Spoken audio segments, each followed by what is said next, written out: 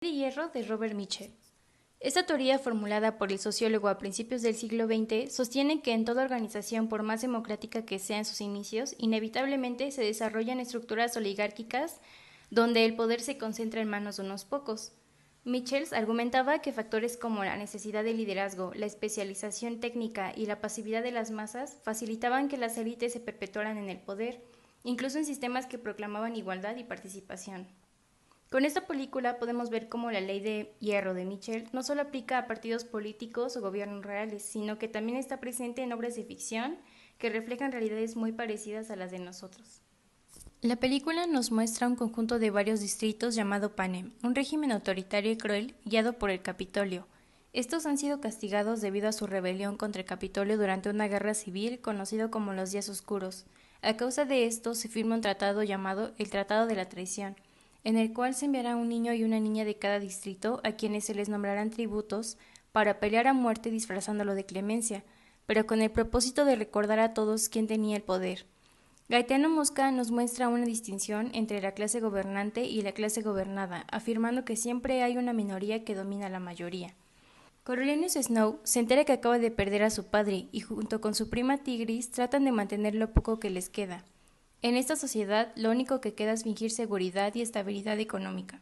Emocionado, asiste a la academia esperando recibir el premio Plinth, una beca académica extremadamente prestigiosa que ofrece a la familia Plinth a solo 24 alumnos sobresalientes, pues esta es una familia sumamente rica y cuyo hijo, Sianus, también asiste a la academia.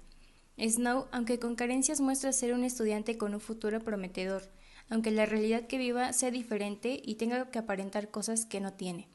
Sianus le advierte a Coriolanus que se ha cancelado el premio Plinth, y él queda muy consternado, ya que con ese premio pensaba mejorar la economía de su familia. Conocemos a dos figuras muy importantes, la doctora Volumnia Gould, vigilante de los Juegos del Hambre hasta este entonces, y al decano Casca Highbottom, quien también es el creador de los Juegos del Hambre.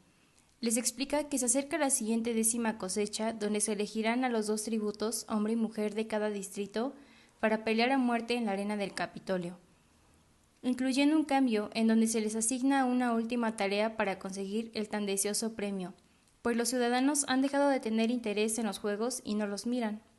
Así, se incentiva a los estudiantes a ser mentores de cada tributo, y entonces, en lugar de escoger al que tiene las mejores calificaciones, se le reconocerá al mentor del vencedor de los Juegos del Hambre. Los estudiantes muestran su desaprobación y desagrado por convivir con estos niños pobres, pero el decano los alienta a convertirlos en espectáculos para avivar la audiencia, sin importar su supervivencia, no sin advertirles que nadie debe de proveer ventajas a ninguno de sus tributos, pues se les descalificaría sin un buen futuro por delante. Así conoce a Lucy Gray, una joven cantante que durante la ceremonia presenta una interpretación musical aparentemente ridícula, lo que inicialmente decepciona a Snow, pero con este acto se mantiene en el ojo del espectador. El decano Highbottom le comenta a Coriolanus que conocía a su padre, pues eran muy buenos amigos, pero demostrando desprecio de igual manera hacia su manera de vestir, mostrando su desesperada necesidad de encajar en este lugar y deseándole suerte con ironía.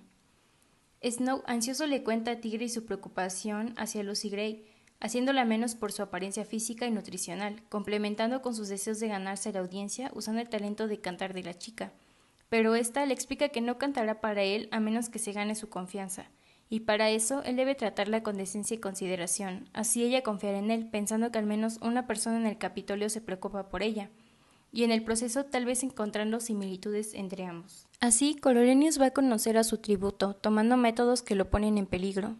El Capitolio forma una reja exactamente como un zoológico y ocupando en sí mismo el término el zoológico del Capitolio, donde los tributos son exhibidos de una manera deshumanizada y humillante, banalizando su sufrimiento y ocupando esta idea de animales para borrar su identidad humana ante los ojos del público, dándonos una imagen de cómo la autoridad despoja de dignidad a los cuerpos que domina, convirtiéndolos en un espectáculo, y en piezas que buscan justificar su violencia a través de la cosificación.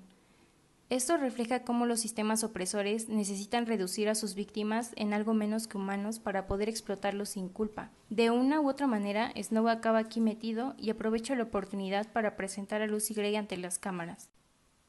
Debido a lo que pasó en el zoológico, el decano busca descalificar a Coriolanus de los juegos, tras una máscara castigadora, pero a la vez mostrando culpa y desaprobación a estos mismos hechos. Es interceptado por la doctora Gould, felicitando a Snow por su idea y recordando el propósito de los Juegos del Hambre. Seamus, muy molesto e inconforme, la interrumpe, recalcando que el Capitolio ha sido creado con el fin de ser un gobierno para Panem y su objetivo principal es protegerlos a todos, lejos de eliminarlos. Escuchando su opinión, a Snow se le ocurre la idea de que Seamus está totalmente en lo correcto, pero le gustaría más dirigirlo en torno a el aumento de la audiencia, ocupando la manipulación emocional en los ciudadanos, fomentando el acercamiento de los televidentes a los tributos, pues según él, la sociedad solo busca a quién aprobar y a quién desaprobar. Emocionado por su nueva idea, promueve que también esto mismo se ocupe para la audiencia invierta y apueste. Gould lo motiva a escribir propuestas. Él, motivado por la muerte de una de sus compañeras de clase, escribe una serie de sugerencias, en donde explica cómo los Juegos del Hambre podrían ser más vendibles y visibles. Sin embargo, una bomba cae por accidente en la arena, lo que mata a varios mentores y tributos. En este momento, Snow es derribado por un escombro del techo y es salvado por Lucy Gray, lo que fortalece mucho su vínculo, pues él comienza a confiar completamente en ella. Los juegos comienzan, y Lucy Gray junto con su compañero Jessop logran escabullirse en un túnel. Sus compañeros, en busca de eliminarla, unen fuerzas. En un momento, Seamus entra ilegalmente a la arena para tratar de salvar a su tributo, lo que resulta mal, y Snow tiene que meterse y matar a este chico para salvarlo. Haciendo esto, se da cuenta que el matar inocentes lo hace sentir realmente poderoso. La doctora Gould, como show final en estos juegos, libera a un grupo de serpientes de laboratorio creadas para matar a todo aquel ser vivo que no reconozca su aroma.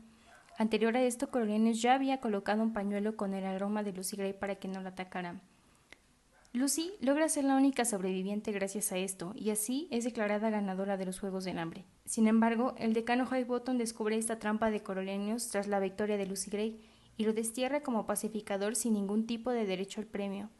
Snow logra sobornar a un oficial para ser transferido al Distrito 12. Allí encuentra a Lucy, y su relación se reaviva. Empiezan a enamorarse, pero no cuentan con las diferencias económicas y políticas que pronto se irán surgiendo. Seamus comienza a involucrarse con rebeldes por el resentimiento que siente de haber participado en los juegos y la culpa ya presente desde antes que tenía por pertenecer a una familia adinerada. Snow, descontento por haberlo descubierto él mismo, graba una confesión de Seamus y la envía junto con su sinsajo, pájaros creados para saber los pasos enemigos en la guerra.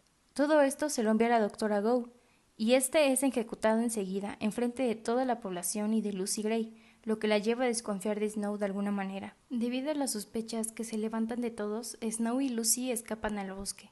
Pasando más tiempo juntos, Lucy comienza a percatarse de detalles que la llevan a confirmar las sospechas que tenía de que Snow había matado anteriormente a alguien, que él traicionó a su amigo y que había mentido de todo eso.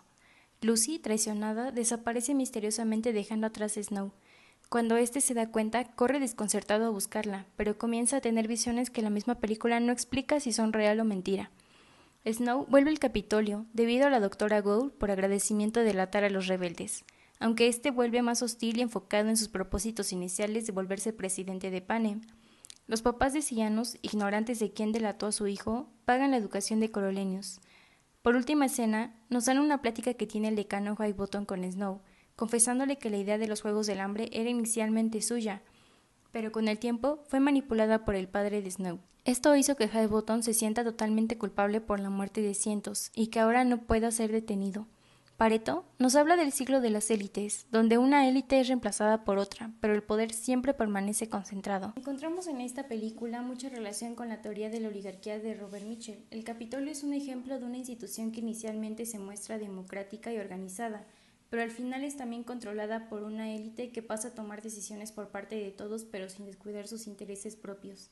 Algo así como lo que habla Max Weber, pues ambos reconocen que la burocracia y la profesionalización llevan a una concentración del poder, aunque Weber veía la burocracia como una forma racional y eficiente, mientras que Mitchell era más crítico con su derivación oligárquica.